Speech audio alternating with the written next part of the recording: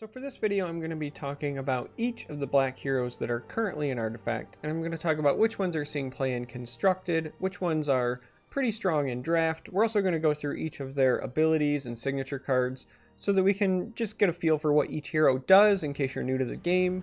And yeah, without dragging it on any further, let's go ahead and dive right in. We're going to start with Bloodseeker, who might be the worst black hero in the game. He's not very good. Bloodseeker has 7 attack, 6 health, no armor.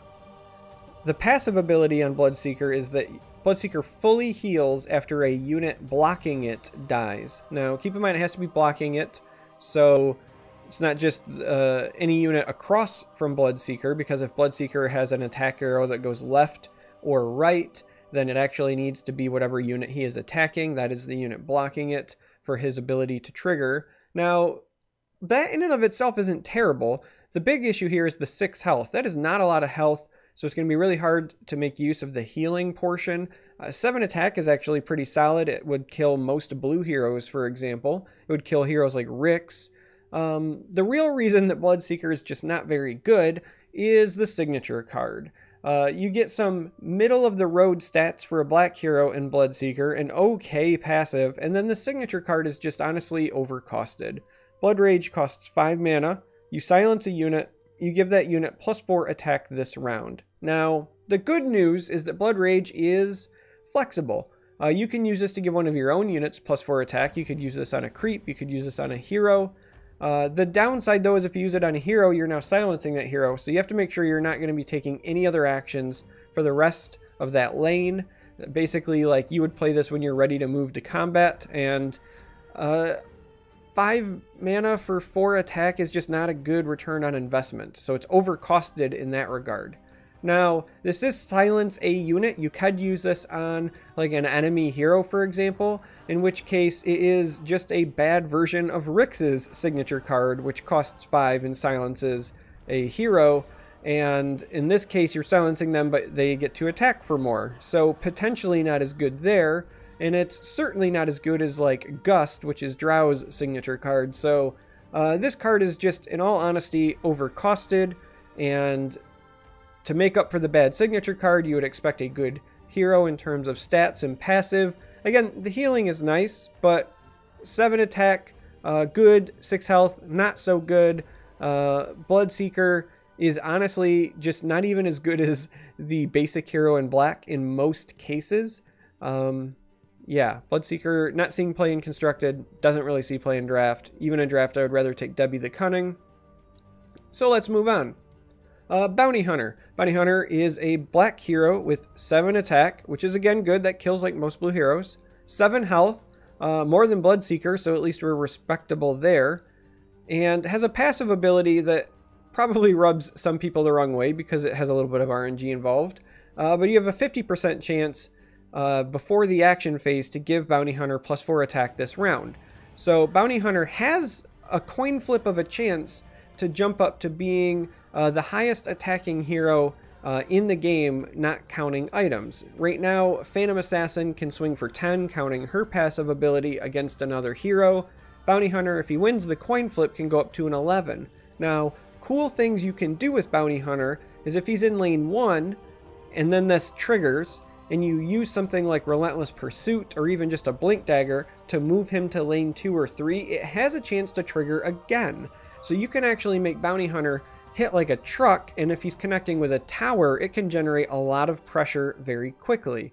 So this actually makes Bounty Hunter very attractive, and even though his stats aren't necessarily as good as Bloodseeker's, just kidding, no, they're better than Bloodseeker's, and his passive is probably better than Bloodseeker's. His signature card is much better, and this is why Bounty Hunter sees play and Bloodseeker doesn't. Bounty Hunter's signature card is Track, 3 mana, and you give a hero +10 bounty until it dies. So that means that when that hero dies, you would earn 10 extra gold. This is why Bounty Hunter also sees play, because there are entire deck archetypes that kind of revolve around ramping up your gold. You'll use Bounty Hunter and then Payday, the black card that doubles your gold, and then you'll use stuff like the Mine that generates 3 gold after the combat phase, and so on and so forth, so you can play really expensive items. Well, Track is the way you do that. It does not happen often, but there is actually a scenario where you can generate a ridiculous amount of gold using track and payday. So if you successfully, like if you've got 3 black heroes and you successfully land track on a hero in lane 1 and kill it, you'll get 15 gold. And if you successfully land track on a hero in lane 2 and kill it, you'll get 15 gold. And then if you have a black hero in the 3rd lane and you play payday, because again, all of these cards cost 3 mana, you can get up to over 60 gold, depending on whether or not you killed some melee creeps along the way, in the first round. You could buy like 2 Horn of the Alphas. Again, that's like the dream scenario. It's going to happen like once every 1,000 games or something, and you also have to be playing 3 black heroes in your opening crew, which just isn't very common. But it is one of those like cutesy things that can happen, and it's more likely to happen in something like draft, where you might actually be running 3 black heroes in your opener. Starting with 3 black heroes, unless you're playing mono black, just isn't likely in a constructed environment, and mono black is just not very strong right now in a constructed environment. But hey, a person can dream, right? The point is, Bounty Hunter has a great signature card, good stats for a black hero, can high roll into doing 11 damage, which is great without items. So Bounty Hunter sees play in constructed, is a pretty good pickup in draft. He's actually not as strong in draft because you have no guarantee you'll get the other synergy cards for the gold, right? So you might not get a payday, you might not get the mine. The other reason he's less impactful in draft is that you're less likely to have an item deck filled with cards that can take advantage of generating so much gold. So in constructed, you can fill your item deck with Horn of the Alpha or Apotheosis Blade or, you know, Vesture of the Tyrant, things like that. And then when you get your combo off, you buy these expensive items and they help you win the game. You could maybe draft the cards to enable that in draft, but at best you're probably going to have like 1 Horn of the Alpha if you prioritize drafting it. And then even if you get the gold, like let's say you jump to 30 gold, it's a random card that's shown to you in your item shop. So you may never even see your Horn of the Alpha to buy. So Bounty Hunter is still good, right, in draft, but doesn't have nearly the same value as he does in constructed. He's much more of a build-around hero than he is just a plug-and-play in draft. Again, not bad in draft. I don't want to say don't draft him, but I just want you to properly assess his value in that mode versus constructed. So, next up we have Debbie the Cunning. Debbie is the basic black hero. 7 attack, 5 health. The 5 health is the worst part about Debbie. That's the liability here. And being a basic hero, she has to have something wrong with her. But 7 attack is solid. Like I said, kills most blue heroes. Her passive ability is it gets +2 damage when attacking a hero or tower. This is a great passive. Most creeps certainly have 7 or less health, except for some of the late game ones. So the fact that you're only doing 7 damage to creeps is not a problem. And then when you're attacking things of value, of importance, like a tower or a hero, you get 2 bonus damage. This makes Debbie great. In draft, this is one of the best basic heroes that you can get, in my opinion. Like, I'm more likely to take Debbie in draft than I am more than a handful of some of the other black heroes. So if you're drafting black and you don't get any good heroes presented to you, never fear, Debbie is here. Now, one of the reasons that Debbie's also so useful is her signature card is middle of the road, but the fact that it's just not God's awful like Bloodseekers makes her just a great addition to your draft deck. No Accident is 3 mana to deal 3 damage to a unit. Straightforward, but you'd be surprised how often that 3 damage matters. You can pick off a hero before it can act. You can pick off a creep to free up baby Debbie to deal 9 damage to a tower, or save one of your other heroes. It's just a nice quality signature card with a decent stat line for a basic hero.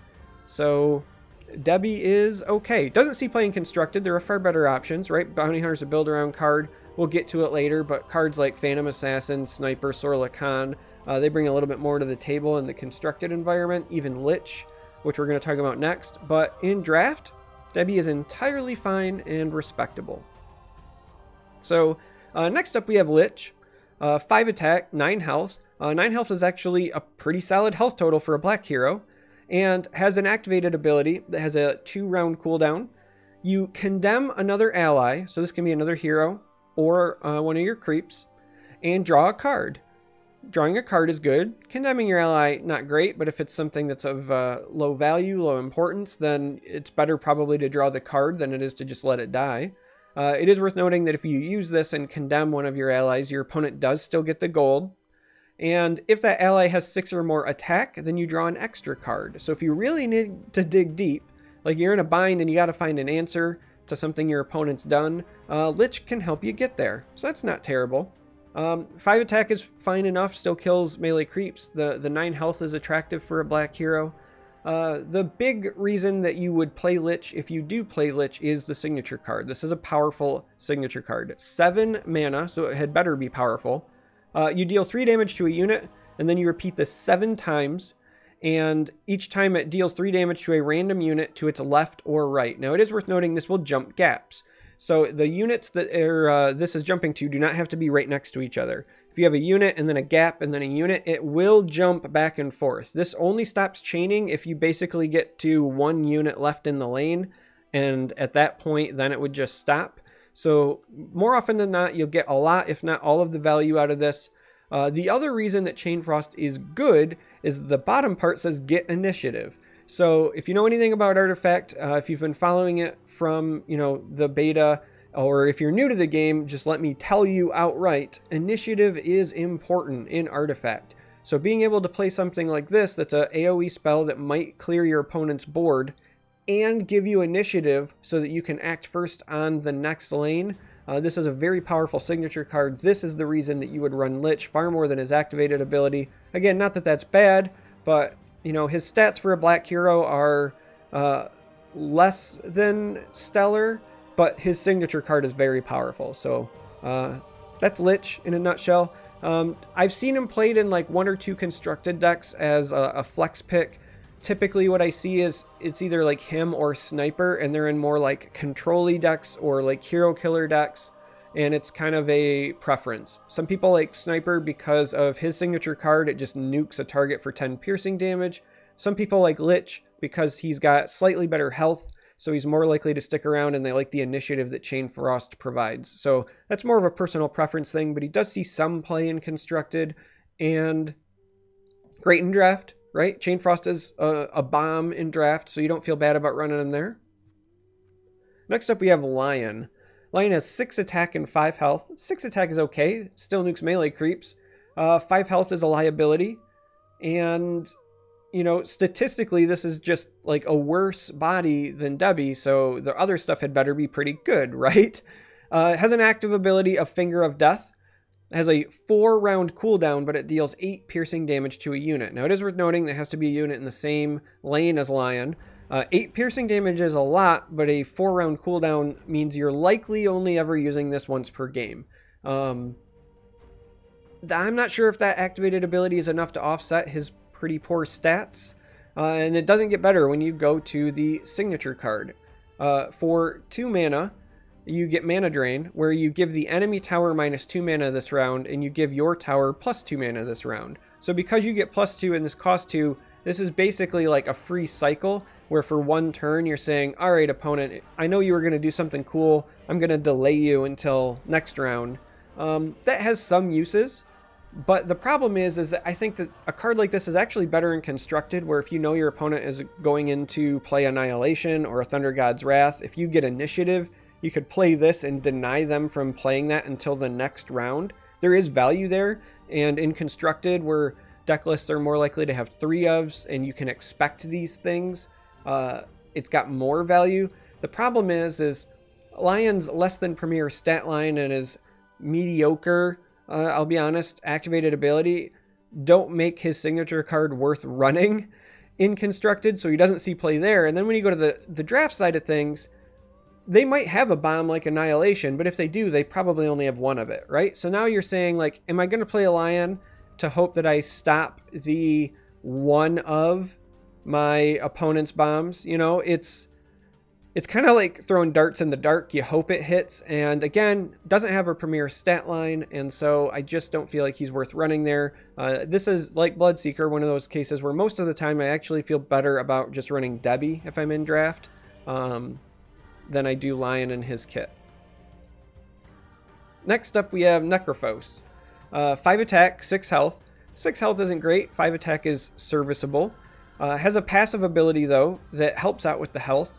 You modify Necrophos with +1 health after an enemy neighbor dies.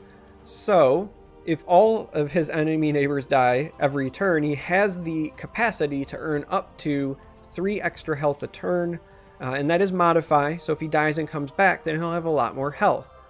This is actually not bad, because this does count for creeps, so if you're killing creeps with Necrophos, his health goes up.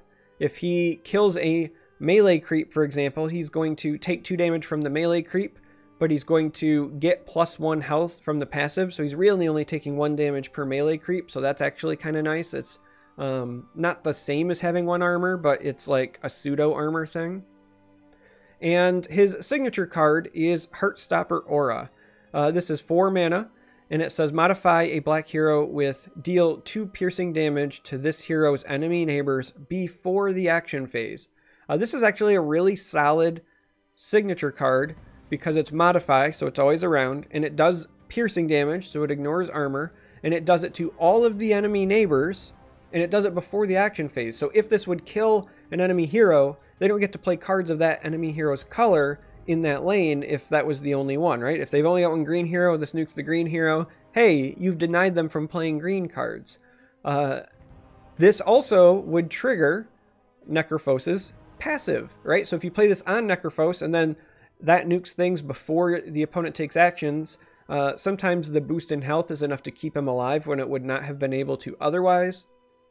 Heartstopper can also act as a deterrent if you play it on other black heroes, because it doesn't have to be on Necrophos, that may or may not have been traditionally brittle. For example, if you've drafted Necrophos and Debbie the Cunning, because it's a fine basic hero to use in draft, throwing one of these on Debbie might make people not want to jump in front of her. So you can kind of offset her poor health total with a little bit of piercing damage.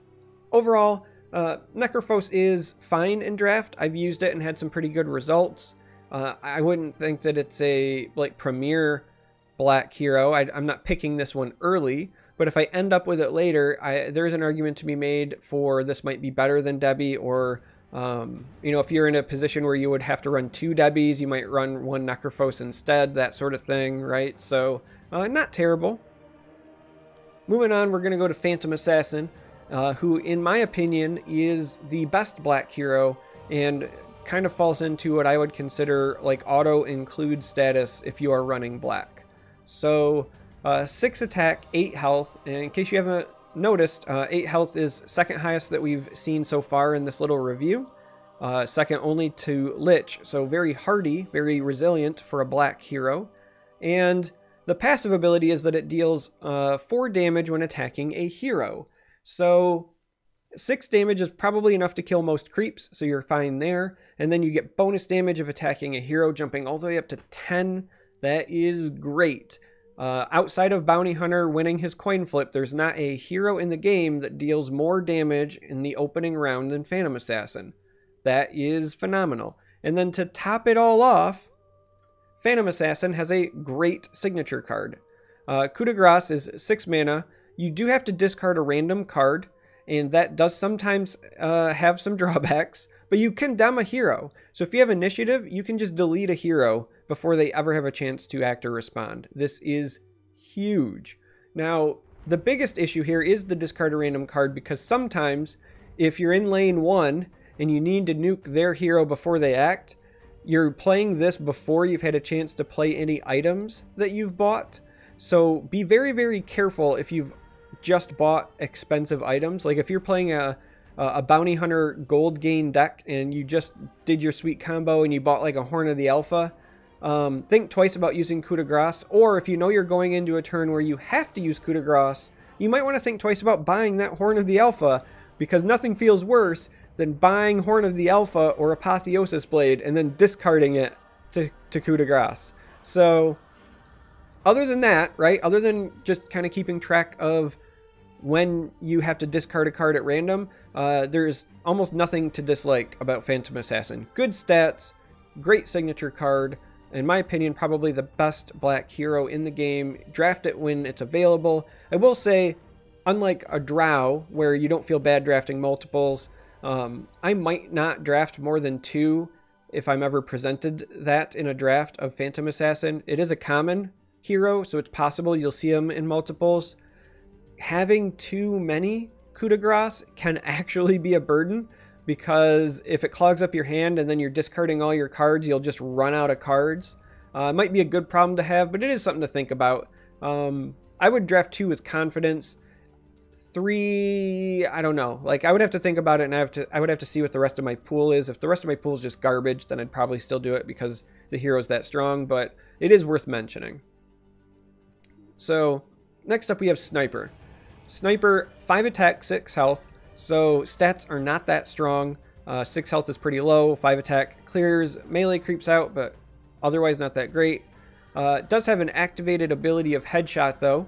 This deals 5 damage to a unit. This is only to units in the same lane as Sniper, but this makes Sniper a very attractive hero to put in your round 3 slot, so up here as the 5th hero, because it can come in, survive a turn, and then ping something. This is great for just taking out a creep. This is great for quickly killing a hero before it can act. It's just an overall solid activated ability. And the other reason that Sniper sees play is Assassinate. 7 mana, deal 10 piercing damage to a unit in any lane. This is a very, very flexible card. Piercing damage is important because it ignores armor, so it can take out some heavy hitters. And the fact that this is any lane means if you've got a black hero in lane 1 and you got priority on turn 7, you can use this to nuke some other target in lane 2 or 3 that you just don't want to deal with, or any other situation, right? Like maybe it's you're in lane 3 of round 7, but you know that you're not going to have initiative going into round 8 because of just the way things have played out. So maybe you use Assassinate to nuke a hero that's in lane 1 so that next turn, even though you don't have initiative, you're not as punished enough. It's just a very versatile signature card, and Sniper, while his stats aren't great, good active, great signature card, pretty okay if you put him in that last spot. That's the most common way I see him used. So he does see play in Constructed. He's perfectly fine to draft, and in fact in draft I think Assassinate is like even more impactful. Just a solid black hero overall. Next up we have Sarlaac. This is really good for aggro decks. 8/6 for stats, 8 attack, 6 health. The passive ability for Sarlaac does 4 damage when attacking a tower, so that means if in the opening round Sarlaac is lucky enough to not have anything in front of her, you can start the game by whacking the opponent's tower for 12 without any items or any other cards invested. Sarlaac is great at pushing a lane, and again, the drawback here is the 6 health. That's not great. 8 attack just naturally is fantastic. That's enough to kill a lot of heroes in the game, so that helps a lot. She definitely sees play in Constructed, particularly in aggressive decks because of her passive, because of her 8 attack, and the signature card. Assault Ladders is an improvement, and it says allies deal +2 damage when attacking a tower. So when you do start to win a lane, you can drop in Assault Ladders and win the lane that much harder and that much faster, allowing you to then redistribute your resources to other lanes that may need it more. This is a card that aids rushing the opponent down. Sarlaac is a hero that aids in rushing the opponent down. If you're playing an aggressive list of any kind, you might want to consider running black and including Sarlaac. Like I said, she is good enough to see play in Constructed, definitely sees play in certain aggressive lists. I'm more than happy to draft her. She's got a good enough stat line that she holds up in draft. Her signature card is great in draft, and you can certainly leverage it. I think that, just overall, she's typically better than Debbie, right? And that's a good benchmark in black, because not every black hero is better than the basic hero. So Sarlaac sees play both modes. Not bad. All right. Storm Spirit, or Raiden if you're a Mortal Kombat fan. 4 attack, not great. Still enough to kill a melee creep, but not great. 6 health, also not great, pretty brittle. Passive ability. Gives Storm Spirit +2 attack until the end of its next combat phase after you play a black card in any lane. So this is interesting because if you're playing Storm Spirit and he's in lane 3, and you play a bunch of black cards in lanes 1 and lane 2, his measly 4 attack could be as much as like 10 or something by the time you get down there. So that's good. But the downside is you had to play a bunch of cards just to have that happen. So you're not always getting the value. He's a bit tricky in that regard, right? Now, the signature card is actually pretty good in a black deck. Move an allied black hero to an empty combat position in any lane. So you can use this on a black hero and have that hero stay in the same lane, but go to an empty combat position, which means it will be attacking the tower. Or you could use this to move a black hero from a lane that you're already winning to go to a contested lane. You can use this to save a black hero and move it away. A really good utility signature card if you have black heroes to use it on.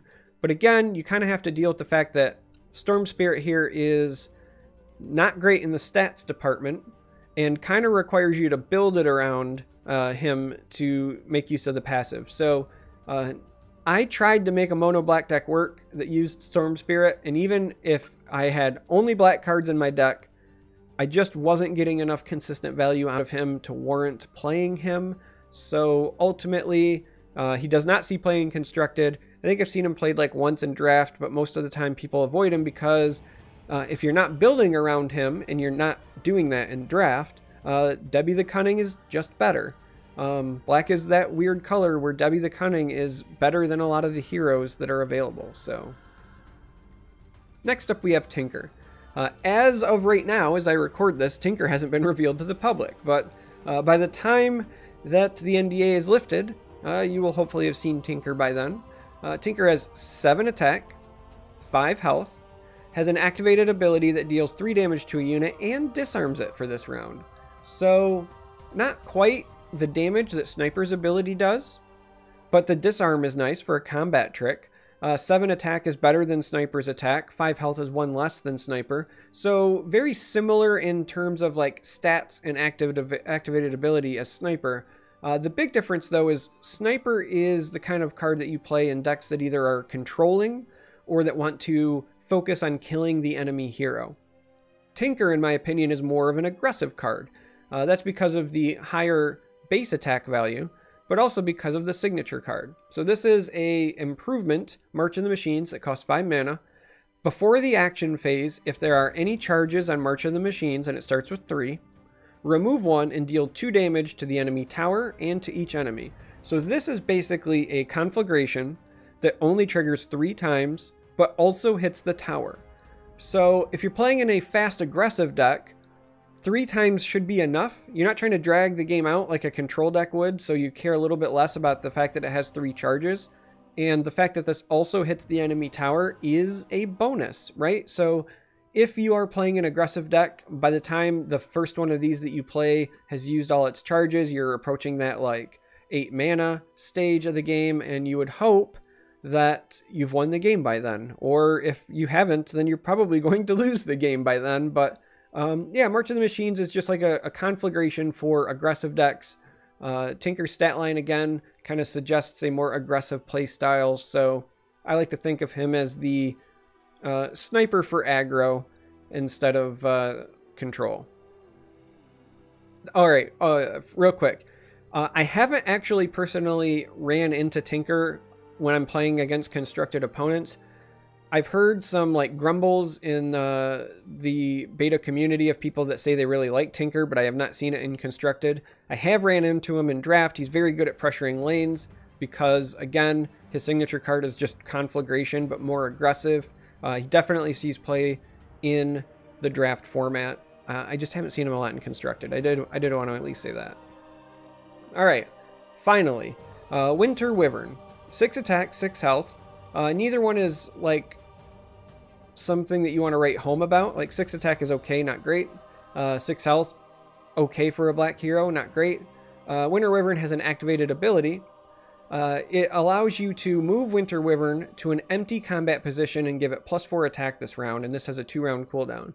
So this is within the same lane, and what it does is if Winter Wyvern is blocked, it just moves to an open space so that it's now attacking the tower and gets +4 attack. So every time you move Winter Wyvern with this ability, you're hopefully hitting the tower for at least 10 damage. Now, your opponent, if they still have actions, can intercept this, right? Like you move Winter Wyvern, if they have other abilities or like mana left over, then they can put a creep in front of Winter Wyvern after it has moved. So it's not like a foolproof, hey, I got 10 damage in, but it is a great way to sneak damage in. Winter Wyvern is a great hero for pressuring the tower constantly, kind of represents that ominous threat, if you will. I've seen Winter Wyvern played in a couple of constructed decks that were very aggressive, the kind that would also run Sarlaac, and they're just caring about how do I deal damage to the enemy tower, and Winter Wyvern is great at that. Now, Winter's Curse is the signature card, 6 mana. Disarm a unit until the end of the round, and that unit's allied neighbors battle it. So this is kind of a cheeky removal spell, right? At a minimum, you're disarming a unit, so it's not going to attack you back. If it's got some enemy neighbors, they might battle said unit and then kill it, which would free open that lane for you to maybe hit the enemy tower some. This isn't the greatest removal spell. Certainly it's not as good as like Coup de Grace at 6 or like Berserker's Call at 6 if you want to go to red heroes, but it's good enough. Really, again, if you're playing Winter Wyvern, you're playing it because of the activated ability that she has and you're trying to pressure the tower. You play her in aggressive decks. Seen her in a couple of constructed decks, nothing like hyper meta, but it's out there, and definitely see her in draft. In draft, where games tend to be a little more straightforward, a little more aggressive, where like bodies matter more and just damage matters more, she is great. She's a great way to provide consistent and constant pressure against an enemy tower in draft, and I'm a fan of her there. So that wraps up the Black Heroes. Hopefully this like mini review / going over the abilities and talking things through you found beneficial. I really appreciate it if you made it this far into the video, because I know that I can get rambly and I know that sometimes my thoughts are disjointed, but yeah, I appreciate it. So hopefully I'll catch you next time. Thanks for watching.